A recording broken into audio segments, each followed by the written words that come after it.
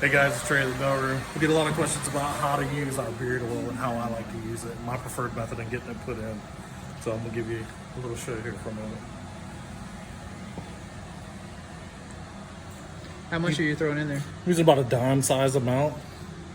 That'll spread pretty evenly for me.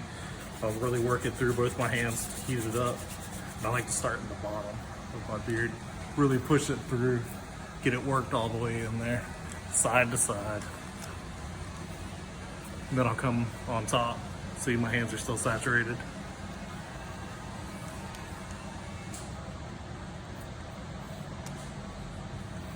And then what's left, I can rub on my bald head. Do you comb it through, or? Yeah, use my pink comb.